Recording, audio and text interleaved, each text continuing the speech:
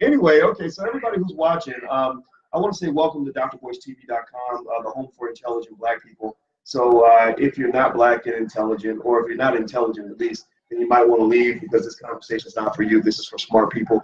We might talk about everything everybody else is talking about, but we always elevate the discussion. And I want to say hi to Inspired One, Rodney, Tanya, John Doe, and Dominique, Tromaine, Steve Williams, Twiggy, Omonique, and everybody else. And let's do, before we get started, before we get into the conversation, I don't know if you know, Danielle, one thing we always do is we start the conversation with the city shout out. So everybody, when we get started, I want you to shout out your city, your business, and your dream. Everybody shout out your city, your business, or your dream. So Catherine, how you doing? Zodette from Covington, Georgia. Catherine's from Trenton, New Jersey. So Catherine is part of the tribe, so she knows the routine, she knows the drill. Chanel, I take a nap on Sunday and try to get one on Saturday. Good for you. What's up, Willie Clarence from Memphis, Arkansas. I did not know about Memphis. I know Memphis, Tennessee. I know Memphis. Is it Memphis near Little Rock or something? Anyway, all right. So let's see. David from Buffalo, Jillia from Phoenix, Monique from Glendora, California, Dante from Detroit. I see Pink Love says, "Hey Doc, what's going on?" I see Johannesburg. Is that Johannesburg? Your CPA Simba is a CPA in Johannesburg. How about that? How about that for technology? All the way to Johannesburg. I see Thailand from Milwaukee. MySmilingPups.com. That sounds like, you know, white people love their animals. I know Black people love animals. If you're an animal lover, it's okay. I'm not hating on you. So tell me if you're an animal lover. I think that's cool. That makes you better than me. But you know, white people really love their dogs. I don't know if that sounds racist for me to say that, but they do. They put little shoes on the dogs and little doggy coats. Do you have a dog, Danielle? Oh no, I don't like dogs. I'm one of those. I don't understand the attraction. That's just not my thing. You ain't right. You're a terrible person, Danielle. Terrible. Just terrible. Let's see, Paul. Let's see, Pearl from Memphis. Miss Wiggy from London, the UK. Okay, Adele from London. Man, we got a lot of Londoners in here. I love that. I love Black London. Black London is an amazing place, by the way. Danielle, you got to go to London. Let's see. I see the Bronx. I see Ashland, Kentucky, Bronx, New York. Carolyn says she's a dog lover, and Carolyn, we love you too. So we're not at all making fun of dog lovers at all, because dogs are cool. Zoe loves her huge dogs. There's a lot of Michelle's the animal lover. See, I'm feeling kind of bad right now for even saying that. Valerie, how you doing from Atlanta? Guns, Black people love their cats. Okay, well, cats seem a little cleaner. I'm not sure. I don't know, but maybe that's a myth. All right, so hit the thumbs up button as we get started. Please hit that thumbs up button. Everybody, please hit the thumbs up button. If you're on Facebook, please hit the share button. Missy Cook and Walter Suggs and Valicia, how are you? And Maya Johnson, good to see you as well. All right, so everybody hit the thumbs up button and please share. If you're on Facebook, please share the video. Don't forget Dr. Boyce TV is on iTunes, so you can also download the podcast on iTunes if you want to follow it there as well. So today, Danielle runs a platform called economicelevation.com, and she teaches financial literacy, real estate, taxing, investing, all kinds of stuff. So she knows all about money. And also, Danielle is a grown-ass woman, and as a grown-ass woman, she knows about life. And one of the things that, Danielle, I'd like to ask you about this is that, you know, when I think about the Wendy Williams divorce, right, and I'm looking at what's going on with Wendy, and we're not here to gossip about it, we're not here to wish them ill, we're here to really talk about the real life stuff that affects all of us when it comes to money and relationships. Can you give like a summary, if somebody were to ask you, how does money influence relationships and how do relationships influence money? What might come to mind for you? I would just say that, you know, money just makes you more what you already are. Everybody thinks that, especially the Black men, we always think about more money, more money, more money. Like, if I just get to X amount of dollars per year, I'll be straight. If I get to X amount of dollars per year, I'll be fine. But what happens is we get to that point, and then we still have the same issues that we currently have. Because again, money just makes you more of the same type of person that you already are. So if you like mess around with, you know, different chicks, or you like to trick off money and you're gambling, or you just whatever your thing is, your vice is, you just amplify that. And in terms of relationships, I think that money issues reveal all the cracks in your relationship. I think that if you know, if your intimate relationships, I think if there's money problems, that, you know, all the things that, you know, you're trying to that are underneath the surface, I think they come out, especially when money starts being short. Then you really find out, you know, say when things hit the fan, or when you have to start dividing money. That's when you find out who somebody really is. Wow. So money reveals the cracks in the relationship. That's really interesting. You know, because you know, I'm almost thinking, not that I disagree with you at all, because I think you're right. That first part, I instantly connected with. And I think it relates to the Wendy Williams stuff, maybe. Who knows? But we don't know the details of Wendy's situation. We just know she's getting a divorce. There was worth $60 million. She makes $15 million a year. There's complications there. But that part about money making you more of what you already are, I agree with that, entirely, in the sense that I remember my grandmother telling me that before she died. My grandmother never made a lot of money. She didn't get a lot of financial education, but her money was always tight. Her money was always right. She paid off her car, paid off her house, perfect credit, zero balance on the credit cards, all of that stuff. And one of the things that she told me a long time ago is that money is about your mindset. She said money makes you more of what you are. If you're a spender before you get money, you just become a bigger spender if you get more money. And so that part makes sense. Now, the part about money revealing cracks in your relationship, and maybe this allows us to transition into what we might, not that we're going to speculate on Wendy, because again, we don't know Wendy Williams and her husband in that way. But do you think that if you look at this divorce, right, and you're talking about $60 million fortune being divided, I was actually surprised it was so low. I honestly thought with her making $50 million a year, I thought it might be more like $100 million by now, because she's been in the game for a while. But do you think that the fact that they have so much money will make it harder, or do you think it's going to make the divorce more complicated, or do you think it's going to simplify the divorce? What do you think? I think that they have, obviously a lot of money by most standards. I think that in their case, it's probably going to make it more complicated. I think it only makes it easy when you start talking about people like Jeff Bezos' money, right? We talk about billions of dollars. Then when you try to divide up billions of dollars, it's like, okay, I'm either going to be rich or super rich or ultra rich. So that's a different scenario. But I think with 60 million net worth, and I think that with all the things that her husband is accused of doing in their past, and like just the rumors and the media and the side chicks and the babies, I think that's probably going to be a hellacious situation, if I had to guess. Well, what's fascinating to me, here's the thing. Okay, so you and I talked about this before the fact that the Wendy Williams divorce is interesting because Wendy lives in New York, which is a fault state. In case you guys don't know, fault state means that who's at fault for the divorce, who gets the blame for the divorce, plays a part in who gets the most money or how the assets are divided. But despite the fact that she lives in a fault state, as opposed to California, which is no fault means it's cut down the middle, no matter who did what to who.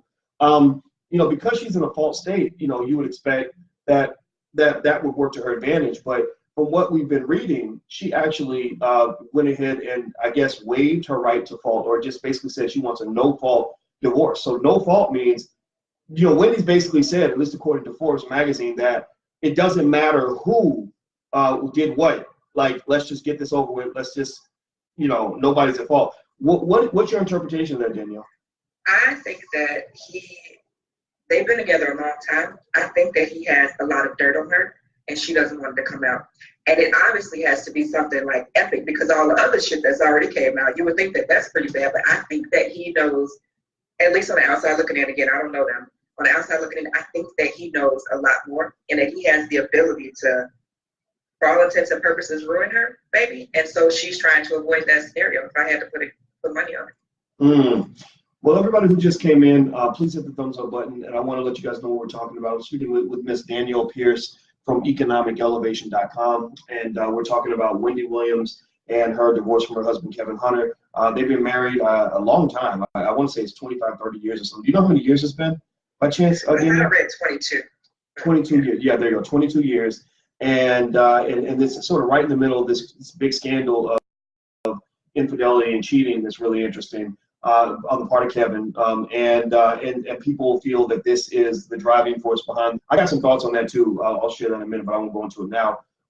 So one thing that's really interesting, Danielle, if you just talk about it from a big picture standpoint, because again, the goal is not to gossip about Wendy and to say, oh yeah, no, he did this and she did that, and we're not doing it. We don't live like that. But I think that life is a natural laboratory for learning. Like, you can learn from other people's experiences. And one thing I can say for sure is, I think that there's a lot of people that are nervous. I think both parties are probably pretty nervous about how things are going to go down. I'm guessing the fact that she wants no fault is basically her way of saying, let's just get it over with. Nothing to see here. Get the document signed, non-disclosure agreements. I think that's a smart move. I think it's smart because what she's probably thinking is, look, I'll give this man a few $1 million, give him a big alimony check. And then I'll just move on. He moves his way. We sign the confidentiality agreements. It's all clean. Whereas if she decided to just fight him out in public, it can become really messy and cost her a whole lot more than what she would have to pay him. That's what I'm kind of seeing. Like, and it's fascinating. It's interesting, like that thin line between a natural negotiation versus what could be defined as blackmail, right? Like, what I think about? Did you see that whole thing with what's his name? The guy, the lawyer, the lawyer that represented R. Kelly's victims, Avenatti, Michael Avenatti, and what he did with Nike, the way he went to Nike, and he made the same argument with Nike that a lot of married people make with each other. He basically said, look, I got shit on you. I could take you down. It's gonna cost you, I could drop your stock, the value of your stock tomorrow by $10 billion. But I'm gonna give you a way out. Write me a check for $25 million for consulting services, air quotes, right? And I'll make it all go away. Nike called the feds on his ass. Like, he got popped, and he got 30 charges on him now. And so I think that's really, isn't that interesting though? What do you think? Like, what do you think is the dividing line between what Avenatti did, which is clearly illegal, right? It's blackmail, extortion, all that, versus somebody saying to their spouse, like, look, we can do this the easy way, we can do this the hard way. We do it the hard way, it's going to cost you a whole lot more. What do you think about that? Yeah, I'm not familiar with that story about Nike, but I think it's the same thing. I think that I think it's a similar situation. You know what I mean? Like, you pay me, and I keep it moving. I keep living my life. You do me. You do you, and I do me. I think that's what he's saying. Interesting. I agree too. I think it's almost like with marriage, I think a lot of people don't really understand, exactly what marriage kind of is, right? Like marriage it's not just, like we love each other, we're going to be together forever. But there's a reason why you sign a contract. The reason, it's really, marriage is really, what do you think? Do you think marriage is more about love, like the formal process of marriage? Do you think it's more about love typically? Or do you think it's really like more of a business arrangement? Because it seems to me that if it's about love, I could just be like, hey, I love you. I'm committed to you. You're committed to me. Let's be together. Let's do this. Let's go together. Yeah. So check this out. I've been married, recently divorced, and 10 years ago, I would have said that marriage is about love. I'd have been one of those girls on social media talking about how, it's about love. It's not about money. Y'all some gold diggers. This is not how we're supposed to do. But now, knowing what I know now, 12 years, 11, 12 years of marriage later, 3 kids later, it's absolutely a business. And the problem is that 95% of the population, we don't approach it that way. We don't talk about things we need to talk about before we get married, because that's considered not sexy, or it's not comfortable, or it's taboo. Like, for example, people get married, they don't know nothing about who's going to pay what bills, what religion we going to be, how the kids going to be raised. Do you save money? Do you spend money? Are you an investor? What do you, we don't talk about none of that. Like 99% of couples never talk about this. So it's no wonder why the divorce rate isn't higher than what it is, to be honest. Like, I feel like it should be higher. And I think the other people who are still married, not everybody, but some of them, they're still married because it's complicated to separate. And plus, it's easier when you're comfortable to stay together, to be quite honest, especially when it's been so many years. You just stay there, you just work it out. Let's stick together and work it out. But what are we doing? Interesting. So it is kind of interesting where, when people ask me what I think about marriage, should you do it or should you not do it? They bring up legitimate, issues that they have with the whole system and how it works. I don't tell people yes or no. I mean, because it's, you don't know anybody's individual situation. I just say be very careful and really do your homework on exactly what marriage looks like, what all the implications are. It reminds me, I'm a fan of Game of Thrones. Anybody else watch Game of Thrones by chance? You watch Game of Thrones? Danielle? Not you too, Dr. Boyce. Everybody going crazy. I watched like one episode of it, the first season, because I was on a plane and they were showing it. And so I just happened to see it. But it didn't strike me as like the best thing ever. I was just like, okay. I mean, maybe I'll try it again, but I don't know. The way everybody acted, maybe I don't need to watch this shit. yeah, Game of Thrones, maybe it's like, like Power with white people, or something. Like, get away, except it's got a different kind of feel, and they spend a lot more money on it. Like, they spend insane amounts of money per episode. But anyway, in Game of Thrones, it's all about people fighting over power, basically. That's what it is. And there was this part where one guy was advising a young queen, and he just basically said, imagine every ally as your enemy, and imagine every enemy as your ally, and just make sure you play out every possible scenario so you know what you're walking into. And I think marriage is a lot like that too. And it's hard to do because love is so, the emotions of love are so overwhelming, that we marry somebody, we love somebody. We can't even imagine, not that person not being in our life. We can't imagine it going bad, right? And then it goes bad. Well, say it again. No, I'm saying, what else happens too? It's hard to get a clear picture about marriage because nobody talks about marriage in a way that makes sense. That we only hear about, especially if you're a woman, it's like, oh my God, this is gonna be the best day of your life, and how you gonna do your hair, and how your dress gonna be, and where you gonna have the wedding at. Nobody talks about it in the way that we're talking about it now until like after the fact. And then you realize, like, well, why didn't nobody tell me this like years ago or before I got married? Nobody does that. So it's hard to get a clear picture. Yeah, I think that's a good point too. I think that we are not doing anybody a favor when we let them live on a fantasy. Like when people are allowed, when people get to a point where they just idealize everything to oblivion and believe everything's a fairy tale, I don't think you're helping anybody, because when you give somebody the expectation of a fairy tale and then it's not a fairy tale, it just shatters their whole worldview, and I think people overreact.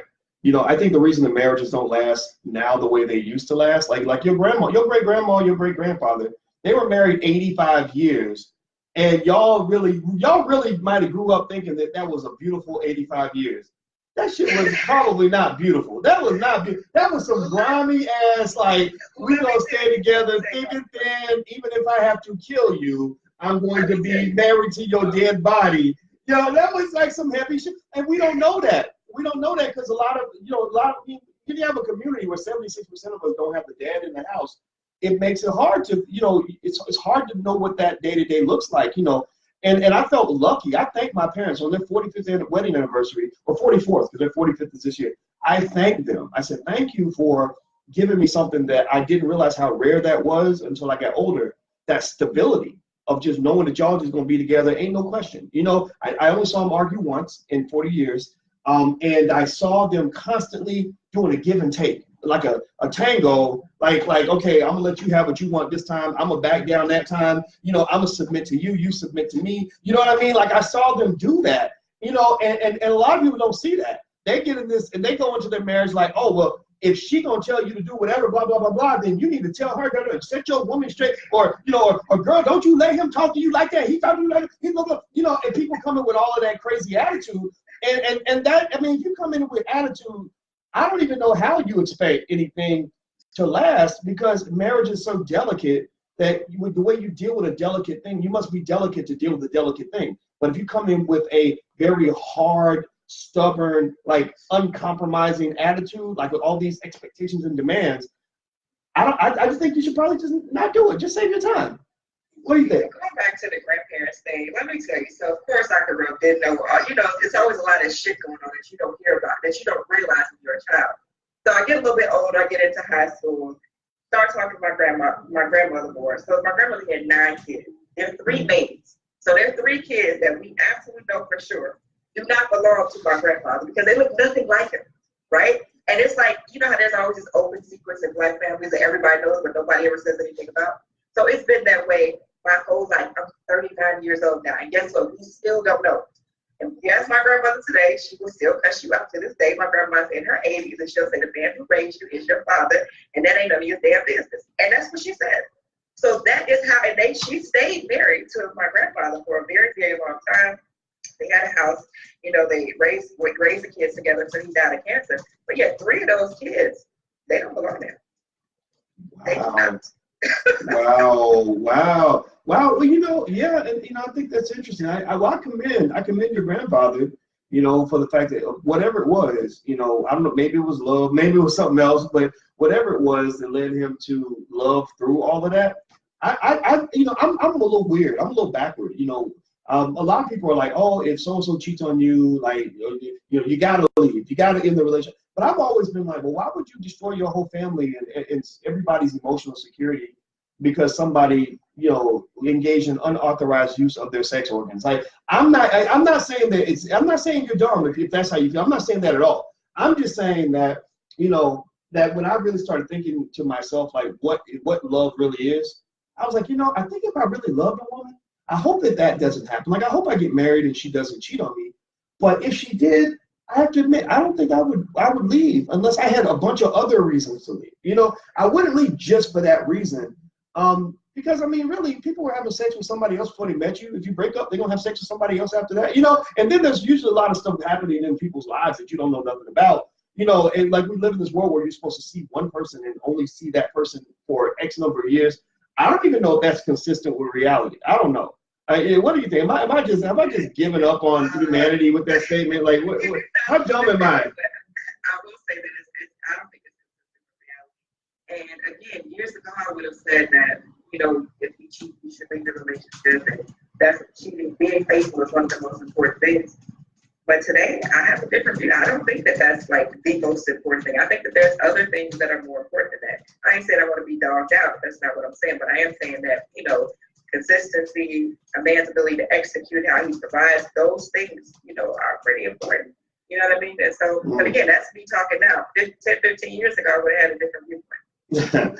Well, everybody, I'm speaking with Ms. Danielle Pierce from economicelevation.com, and we are talking about a lot of things, actually. But the jump off point in the conversation is the divorce between Wendy Williams and her husband, Kevin Hunter. They're getting divorced after 22 years. They're splitting a fortune of about $60 million. According to Forbes, they're making this money from books, endorsements, and hosting the Wendy Williams show. Wendy brings in about $15 million per year, and it's going to be interesting. Now here's an interesting little tidbit, a little factoid. Some of you guys that really have been following me kind of know this, but I didn't bring it up. I don't talk about it much, but I actually had a chance to get to know Wendy a little bit. I was on the Wendy Williams show, the radio show, about 6 times. And the radio show was great. I remember being scared to death the first time I met her on the radio because Nicole, who used to be her right-hand person, calls and they wanted me on to talk about something. It was something with Oprah and 50 Cent.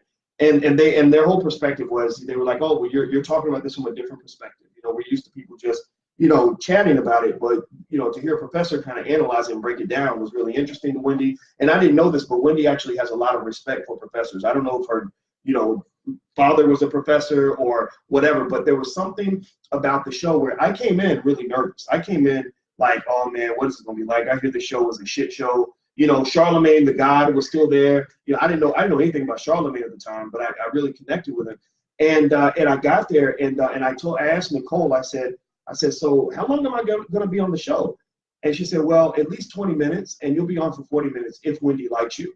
You know, so I'm going in here, you know, bowing to the queen, like, I hope you like me, you know, and I'm nervous as hell. Like, first interview, you know, one of my first interviews, and I'm nervous as shit, you know, but I go in there and I just do my thing, and apparently she must have liked me because she kept me on for 40 minutes and they kept inviting me back. And I can say this, here's one thing I will say about Wendy Williams, and I'll say it to the day I die. She is arguably the best interviewer I have ever worked with, the best interviewer ever. And I have done hundreds and hundreds of interviews. She is the best. I remember feeling like she let me get my points across. She kept the interview moving. I didn't have to go promote my book. She promoted it for me, so I didn't have to worry about all of that. Because with a lot of interviewers, they're so bad. You got to sneak in and mention your book because they'll forget. You know, like I remember going on things like the Tom Jordan Morning Show. No disrespect to Tom, but I remember feeling very uncomfortable. You know, like I was being forced around and that it was just awkward. You know, but Wendy was super professional. She is damn good at radio. Like in fact, I wish she had stayed in radio. I didn't feel like TV was her element. You know, right before Wendy went to TV, I went on her show for that last time. And we had a lot of time to talk during the commercial breaks. And I remember her talking about, you know, like she's like, yeah, I'm going to go to TV and it's a big move and I don't know how it's going to work out. And I remember thinking at that time, like, I think this is a mistake. You know, I said, are you sure that this is the right move? And I was wrong. She's done really, really well at TV. And Charlemagne, now the interesting thing too about that was Charlemagne was working with her. And when Wendy left, it looked like the whole team kind of got dropped. Like everybody there just, the network must have just said, y'all just get the hell out. You ain't got to go home, but you got to get the hell out of here. And so Charlemagne went down to South Carolina. And this is actually peak game. I want everybody who has a goal, who has a big dream to do something big, pay attention to this. This is so important. So Charlemagne loses his job. He has the biggest job in New York. Their show was #1, one of the top shows in the country. All of a sudden, that's gone. You know, so Charlemagne, next thing I know, Charlemagne is in South Carolina. And he's doing this public access radio show that nobody is listening to. Like he had 2 listeners and a cow listening to his show. Like it was that bad. And he would call every week. He'd call me one week and be like, hey, Dr. Boyce, you want to come on my show? I'd be like, sure, man, no problem. I didn't want to do it. I was like, God, I don't have time. I don't want to be on this. He's going to have me on here for an hour. But I remembered that when I met Charlamagne on the Wendy Williams show, he was an honorable guy because he said, I had my book. It was called What If George Bush Were a Black Man? And he said, I'm going to read your book. And I was like, okay, yeah, sure, that sounds good. I didn't believe him. You know, celebrities lie all the time. They always tell you that, oh, I'll call you, and then they never do. So I'm like, yeah, okay, great, awesome. Here's a copy. I'll sign it for you. Do you know next time I came back, he had read that book. He had read that damn book. I said, oh, he read it. Wow, that's cool. You know, and so so when he was in South Carolina, and he was kind of struggling along with this crappy little radio show. He kept doing it, not because of the money, because there was no money, not because of the audience, because there was no audience. He did it because that was his craft, that was his dream, and that's what he loved, and that's what he was committed to. He was married to radio. So I did the show, and I did it because I was like, well, if I was down and out, I'd want somebody to not forget me too. So I'm gonna go ahead and do the show. And then a week later, my brother's like, yeah, Charlamagne's on the phone. He wants you to do his show again. I'm like, damn, he just called me last week. And it was like but I did it again. And then, so years later, right, a few years later, Charlamagne suddenly is like larger than life, right? He's on the Breakfast Club, just killing it. You know, he's permeating like all of entertainment, right? And I'm sitting there thinking, thank God I was nice to him when he was struggling. And that's what, and so I think 2 important lessons for everybody to learn is that number 1, be nice to everybody. Always be respectful, always be supportive, be helpful, because you don't know who you're dealing with, who you're talking to. Number 2, pay attention to the fact that he stuck with what he was doing. So many people, Danielle, maybe you can speak to this. I've seen so many people who have a gift, who have a talent, who never succeed because the minute it gets hard or if they don't get what they want fast enough, they just walk away from it. And the people that become great tend to be the ones who are just doing it no matter what. What are your thoughts on that? Yeah, I agree. I think it comes down to being consistent, and it comes down to laser focus. Like we have this really bad in the community, especially in the Black community, where, especially on the south side of Chicago where I'm from. It's like you'll see a grocery store, and inside that store, there may be a car wash attached to it. There may be a beauty salon attached to it. You get your hair cut there, and they sell chicken wings. I'm exaggerating a little bit, but you'll see a lot of things in one spot. And we always feel like we have to do more to get more money. But honestly, doing that one thing and focusing on your attention on that one thing is what gets you successful, is what gets you paid. If we can even take the conversation to Tiger Woods. Look at how Tiger Woods was dogged and trashed and dog walked and you know what I'm saying, like cast out and cast aside for years. 99.9% of us will never recover from that. Our stories would have ended with being internet memes, being the butt of comedian jokes, and just, you know, being made fun of on social media. He did a complete 180, right? Something that nobody literally ever saw coming, and he pulled it off. So it goes back to the same thing you were talking about with Charlamagne. Like, you have to focus, and you have to really grind on one thing and stop trying to, you know, do 10 different things where you're giving 10% of your effort into 10 different things, and you're not going to make no money. Not going to get to where you're trying to go, as opposed to just focusing. Pick your thing and stay with it regardless. That is so true. I mean, sometimes you can try to do so many things that you get nothing done. You know, and that's really frustrating when you're working extra hard to get nothing done. I want to first stop for a minute and say thank you to Larry Cobb for your donation to the platform. I appreciate you. Larry Cobb says, we appreciate what you do, Dr. Watkins. Much love and support from Hanover, Maryland, by way of Baton Rouge, Louisiana. Thank you so much, my brother. I appreciate you very much. And anybody else who wants to support the platform, I want to say thank you in advance for your support. If you want to support or become a patron in the platform, you can go to intelligentblackpeople.com. That's intelligentblackpeople.com. And in exchange for your patronage, we do not take donations. What we do is we allow you to invest in the platform. So if you support us, we'll support you. We give you lots of free stuff, lots of gifts in exchange for your support and your patronage. So that's intelligentblackpeople.com. Also, if you want to look at some of the books and things like that we have, where you can get financial education and all that good stuff, you can go to blackfinancialintelligence.com. That's blackfinancialintelligence.com. And Danielle's platform, Danielle Pierce, who I'm speaking with today about the Wendy Williams divorce. Danielle, her platform is economicelevation.com. That's economicelevation.com. So feel free to check that out. Please hit the thumbs up button if you haven't hit the thumbs up button. Everybody hit the thumbs up button on the count of 3. 1, 2, 3. Please hit the thumbs up button. All right. Okay. So I want to ask you. I think one other area I want to go into, Danielle. I want to get your take on this, and I want you to just give the real deal. You know, like give me the sister girl response, because I know you're a sister. You're a real sister. She's real. She's 100% real, but she knows her stuff and she's real, which makes her absolutely perfect. But how do you think? And ladies, feel free to make comments on this, because I really want to understand this and your perspective on this. How do we feel? Like, we're used to typically situations like this being the opposite, right? The man's the one sitting on a big pile of money, and it's the woman that's got to give up a lot of money. So the men complain and growl and like, oh, she wants this much money for child support, this much money for alimony, she's a gold digger, blah, blah, blah. And then, but then you'll hear the women that'll say, well, no, she deserves it because this, and this, right? How does it feel that when the tables get turned? Like, what happens instinctually when you see a woman who's, sitting on a pile of money and has a man who says, I need you to help me maintain the lifestyle to which I've become accustomed from your income. How does that make you feel as a woman? So let me tell you what happens. It exposes my double standard that I'm still working on. He is not going to meet me yet. It exposes my my bias, and all my black girl magic, rah. It exposes all of it, because I'll be like, he's a bum. He should be getting money from her. He ain't shit. He don't deserve nothing. And I have had to check myself. Like last year, I think it was Mary J. Blige we were talking about, and Halle Berry, and now this situation here. It's like, Danielle, you got to focus for this viewpoint, because you feel the exact opposite when the shoe is on the other foot. Or you be like Nas and Khalees. Like, I read the story, and you covered it yesterday when they were talking about how he's taking her to court for not letting him see his child. And my first thought was, well, she must have a good reason for it. I was like, you know what? You can't say that. Like, I can't say that she got a good reason for it. Maybe she's just being shady, right? And the same thing when it comes to women supporting men financially after a divorce, after a breakup.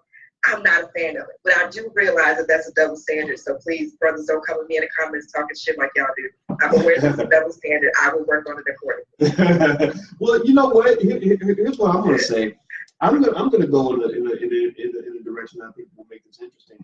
I'm going to say that I think double standards are okay. I'm sitting there asking, I'm trying to figure out who the hell said double standards between men and women and expectations of men and women, or gender roles between men and women, were bad in the first place. I think society said that. I've always believed in gender roles. I don't care what nobody says. I do. And let me tell you, Danielle, what gave me clarity, additional clarity. This was from an instructor that I have, a teacher called God, who gave me additional clarity on what gender roles are. The other day, I was running down the path. Me and Alicia, we like to go jogging. That's my weight loss journey. So we're just trotting along this path, and I see this goose, right? And the goose, it's just a goose. I mean, what can a goose do? Goose can't hurt nobody.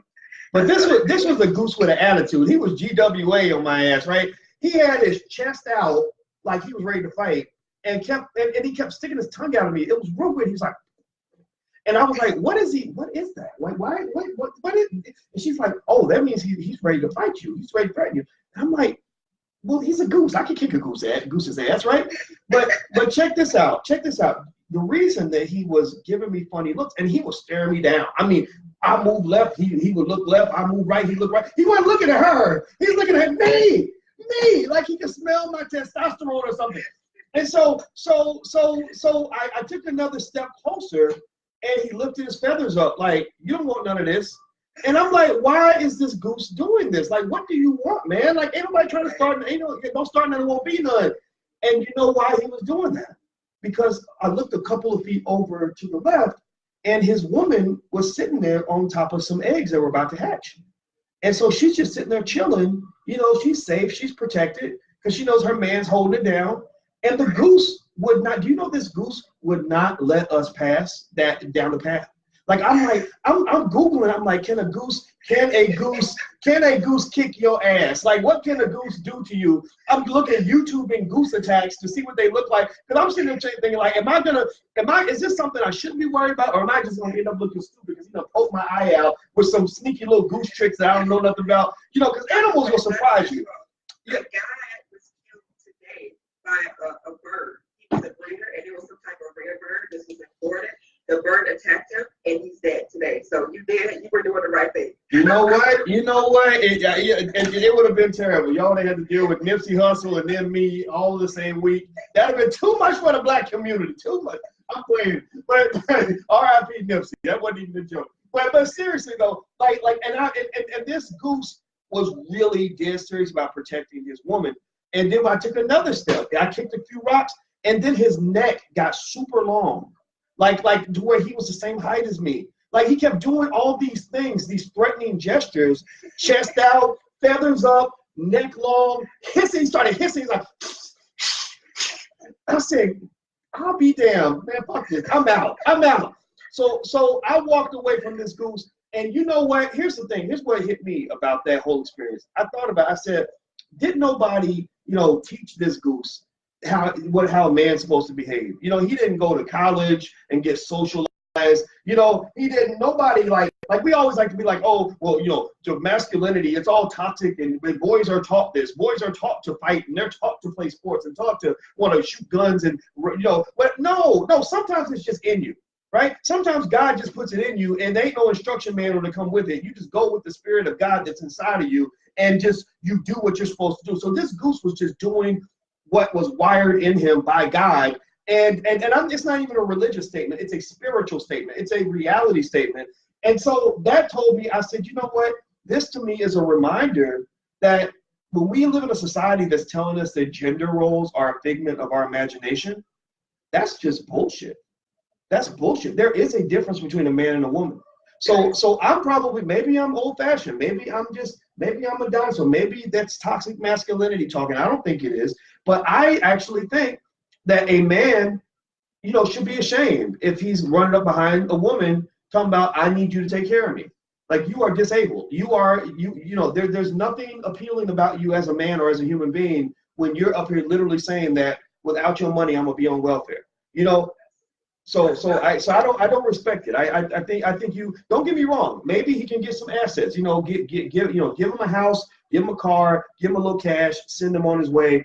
But this idea, like, I'm gonna sit around and what was it?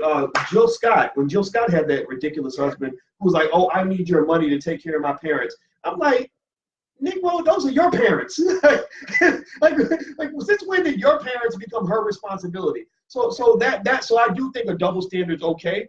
But I think also at the same time, though, it does speak to the idea that male or female, if you are balling like that and you got that Wendy Williams money, you got to think about who you're locking horns with. If you're in a relationship, or Mary J. Blige will do it too. If you're in a relationship with somebody where there's a huge disparity or dimorphism, as scientists call it, between you and the other person's wealth level, just expect that when the divorce goes down, you will be taking care of that person. They will be kind of a dependent for you, and I think that that's something that smart, rich people kind of think about. What are your thoughts on that? I agree. I think that, I know the first article, I think that they thought that there was not a prenup. And I would hope that that's not the case, but I don't think that there's anything wrong with prenups. When there's assets, to that level of millions of dollars at stake, I think you should have a prenup. Well, what I think the one thing that I think does make Wendy Williams' divorce different is that they've been together 22 years, and so he was with her back, before the big money really started rolling in, and I think that there's a difference between those kinds of marriages versus the marriages where somebody been with you for 2 years, and they wasn't taking no shots in the gym, but you sitting there splitting money that you've been making since the 90s. Like, I'm not a fan of any of that. Like, I think prenups make sense. I think prenups are taboo. How many of you, yes or no? Yes or no? I'm gonna do a quick straw poll. How many of you think prenups are okay? How many of you think prenups are bad? Respond to the question. Everybody answer. Tell me what you think. You think prenups are good or bad for a marriage? And hit the thumbs up while you answer that question. And Danielle, I'd like to get your take on that too. Like, when you think about prenups, Danielle, what are your thoughts on prenups? 15 years ago, I would have said that I would never need a prenup because I'm never getting divorced. But here I am divorced, years later. And, the prenuptial agreement wasn't an issue, but for sure going forward, I absolutely would do so. Okay, well, I'm seeing a lot of yeses. I'm seeing a lot of, I guess among the tribes of intelligent Black people. I guess if this were the space for stupid Black people, then we'd have a lot of no's. But not that you're stupid if you say no, right? So Angela says no. That doesn't mean you're stupid. Sonny says no. Okay, so I see a mix of yeses and nos over here for you guys on my Facebook page, but on the YouTube channel, Dr. Voice TV, I see a lot of yeses. Let's see here on Your Black World. What am I seeing? I see people talking about dowries. Let's see. Linda says it's called dowry. Now that's a whole nother conversation. I'm bringing Noma Langa from Africa to talk about dowries. Noma Langa, I don't know if you know Noma Langa. She's on Fly Nubian Queen. Yeah, Noma Langa talks about how when she got married, her whole position is interesting. Her position is like, you know, if you're a man and you want my attention, you better have some money. Like if you expect my father to even consider letting me marry you. She's from Botswana, you know, so she's like, you know, yeah, you need to have some assets. Yeah, you need to have a dowry, like all these things, like these whole, you know, like modern, so-called modern relationships where the man can show up with a, you know, Burger King coupon and a bus pass. Like that just doesn't fly like in her space. And I'm almost thinking that does kind of make sense in the sense that if you think about a marriage and you go back to what you were saying before, that a marital contract is like a business. It's almost like forming an LLC or something with somebody. Why would you form a business with somebody who ain't got no assets? Exactly. And I have 2 daughters now, so to Noma Langa's point, if I had to ask myself, do I want them to marry somebody that they love that's broke, or do I want them to marry somebody who's going to contribute to her life? Marriage should enrich you financially, spiritually, emotionally, period. And I don't know why Black women get in such, you know, we get attacked when we start talking about being enriched financially. That's the goal. Because if I don't have more, if I can't create 10 times more money than what I have by myself being married, then what the hell am I getting married for? What is my point to being married if we're not growing together? If my assets don't increase financially when we're married, what's the point behind that? So I totally agree with Noma Langa. I don't agree with everything she says. I know she follows that wife school lady. But, oh, you talking about Elle? Yeah, she's woo.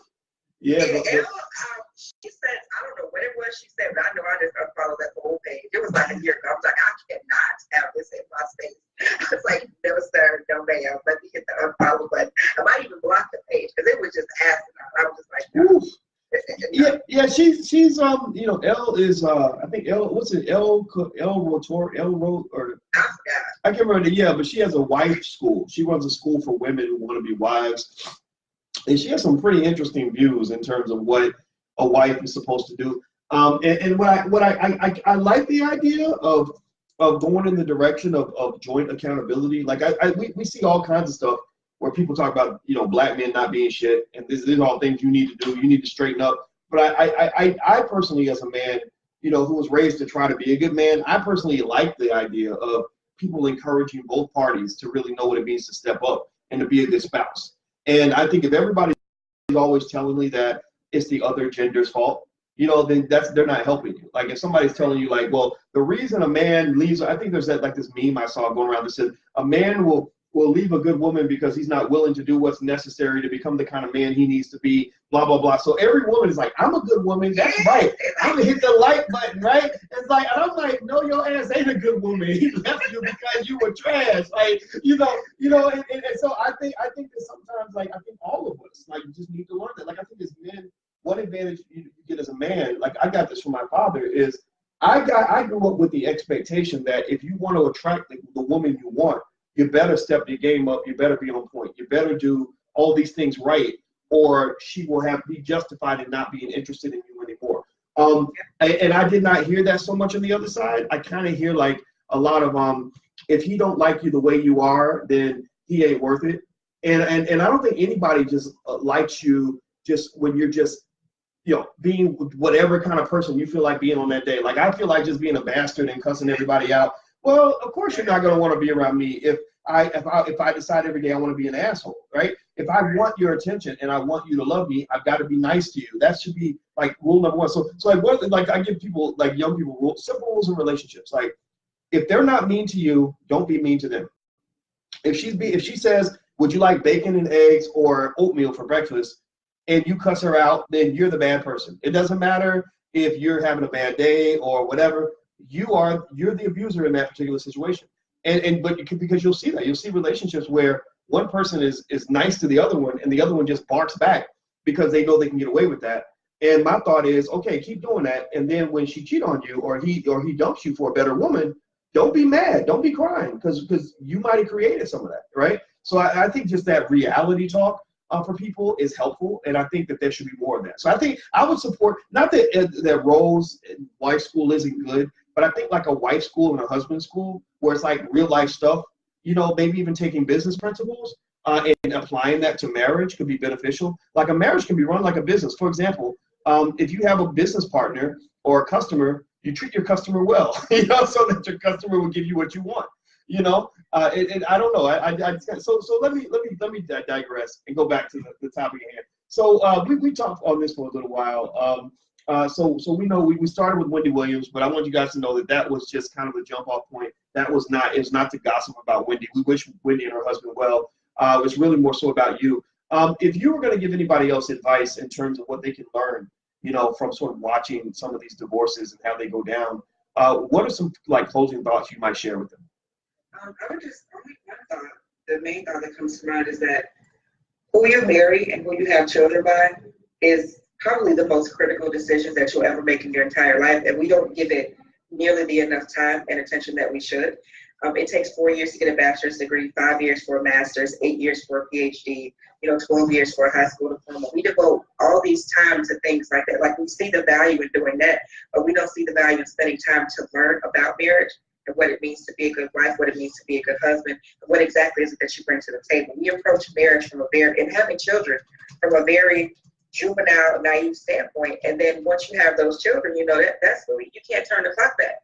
And that is the most critical, like that person who you have children by, your children inherit all their good things, all their bad things, their family history, their legacy, like everything comes out in your child. And we just out here having kids haphazardly, not anybody and everybody with no thought to it, and wondering why we can't get to the level where, we feel like we need to be. It's the most important decision you'll ever make, and I think we should choose more wisely. Well, I'll tell you what, Danielle, I think that, anybody in here, by the way, everybody, hit the thumbs up button. Please hit the thumbs up button. I'm talking to Danielle Pierce from economicelevation.com. Please hit the thumbs up button. And some of you guys in here who are Game of Thrones fans, and those who don't watch it can probably get this point, but it's funny, like on Game of Thrones, one of the things they do is it's very old-fashioned, where they think of marriage as the union of empires. So who you marry ain't got nothing to do with who you love and who you are attracted to. That helps. That's like a bonus if it happens to work out in your favor. But usually the marriages on that show are like, okay, you have your family has this power, our family has that power, so we're going to have you to form a union and start having kids, because we need to do this for survival, right? Now, of course, obviously, that's a little on the extreme side, but I think you can learn something from that, because if you go to some other countries, like you go to Africa, some parts of Africa, like Noma Lango will talk about that, how, marriage is seen, marriage and family are seen as a core, as a foundational aspect of your ability to obtain and to secure and to grow your wealth. That you don't, if you're inheriting $1 million, $10 million or something, your family will not allow you to bring some bum into the house who's just going to take all your money, And so I almost think that for African Americans, I think it's very important for us to understand that we cannot ever disconnect the broken family component of our community from the broken wealth component. It's not like they're totally separate.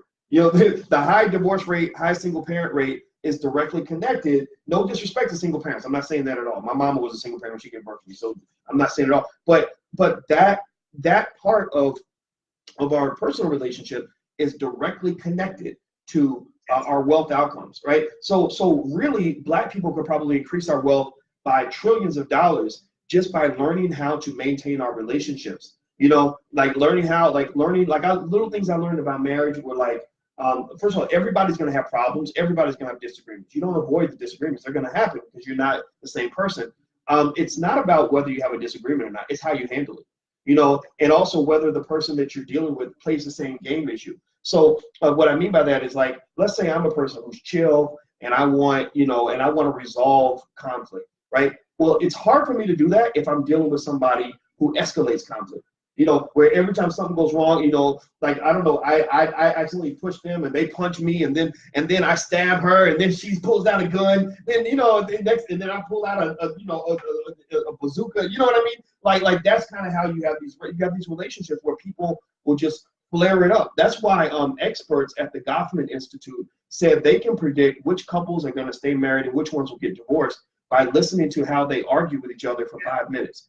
If you argue in the wrong way, if you do not know how to properly address your differences, then they said you're done. Because you're going to have a problem, you won't be able to solve it, etc. So little things like that I found were really important to study. And I agree with you. When you're merging your empire with another person, your empire is not just your money, but it's everything. It's your life. What's more valuable than your life and your happiness and your future? So you're merging this empire with another person's empire. So, you got to ask yourself, what are they bringing into my space? Are they bringing good things? Are they bringing bad things? In fact, I wrote a book about 12 years ago called Financial Lovemaking. And I became really fascinated with how money shapes so many relationships and how it just plays out in so many interesting ways, largely because people focus on the wrong thing sometimes. Like, we're just trained to look at, like men, it's like, if she got a big butt and a smile, then she's in, or maybe ladies might be like, oh, well, he plays for the Oakland Raiders, so that makes him a good catch. He's tall. Right, there you go. He's 6'2", he plays for the Raiders, and the sex is good, I'm in. Okay, good luck with that. With that scenario, right? And next thing you know, and I started getting, when I started talking about the book, I started getting emails mostly from women. It was interesting. I didn't get so many emails from men, but I did talk to men about, usually for men, it would be things like child support or just divorce, the financial devastation of divorce. For the women, it was like, just sort of like where it was almost like on a few occasions where they thought they won the prize. They thought their husband was like the catch of the century. And it turned out to be something that ruined their life. Like one lady said that she has so much money, they live next to Bob Costas at NBC, who's like worth $100 million. And and she said she didn't know her husband had a drug addiction. And so she said one day she woke up literally and he was gone and the bank accounts were empty and she had nothing. And another lady married an athlete. And she said that when he was playing sports and it was going well, that everything was fine. And they were spending money like it was going out of style, going on vacations and all that. And then he got injured. And when he got injured, it took an emotional toll because all he was in his head was a basketball player. So like a lot of black men, when he lost that one thing that he thought he was born to do, he became very depressed, he became an alcoholic, he was into the drugs, got into the women, wasted the money that they had left. And next thing you know, she said she's 36 years old, living at home with her mama, with her kids, and bankrupt, right? So a lot of times I think, really thinking that part through, I think is critically important. And then I actually also know a couple of people who actually literally lost their lives in their marriages, so you really kind of have to think that stuff through. And I don't know if we went too far off of the Wendy Williams thing, but that's actually a good thing because I didn't want to make it all about Wendy and Kevin. It's really about you. It's about Yvette and Trinette and Diana and Michelle, all the people that are listening. It's not about, celebrities and their marriages. Like, they're going to work this stuff out. I want you to work your stuff out. So last thing I want to ask you, Danielle, can you tell us a little bit about your platform, economicelevation.com, and what you teach over there so people can go check that out if they want to go support you? Absolutely. So first thing is Danielle Pierce, and I am a 12-year full-time real estate entrepreneur. So I have been out of corporate America since 2007. Do have a background in accounting. I don't know any accounting though, so please don't inbox me any CPA questions because I don't know that. I'm solely focused on real estate, and my two specialties are tax lien investing and also repairing and maintaining foreclosed properties. So for tax lien investing, I got into it a few years ago, and so far I've gotten 7 properties or so for about $5,000, and then I've helped my clients at this last sale. We got, I think it was 20 properties for $30,000, somewhere in there. So I've helped a lot of people get properties this way. So it's definitely viable. It works. And especially for our community where we are boxed out of traditional financing so often, and we don't have the W-2s, we don't have the credit score, we don't have check stubs, we don't have bank statements, we have nothing on paper that will allow us to qualify for a traditional loan. So tax lien investing can be, is a real solution to that. And then repair and maintain the foreclosed properties, of course, is a separate business.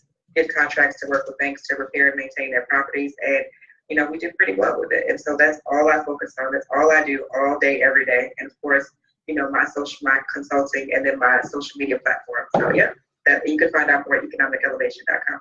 All right. So you guys heard, you heard the lady, and you heard what she does. Economicelevation.com is the platform. Geralda says, save this live, please. It is right here in the Facebook page if you're on Facebook. If you're on YouTube, it'll be on the YouTube channel, drboycetv.com. Everybody, please give Danielle a digital round of applause and a thank you for joining us today in this great conversation. I learned a lot, even though I did all that yapping. I didn't mean to keep yapping, Danielle. I just get going about stuff like that. every year that goes by, I realize how important that stuff is. And I agree with you. I think who you marry is one of the most important decisions you can ever make. So everybody, please thank Danielle, and please take a trip to economicelevation.com to support. And thank you once again, Danielle. I appreciate your time. No problem. See you next time, Dr. Morrison. All right. See you soon. All right, everybody. Have a good day. See you soon. Bye-bye.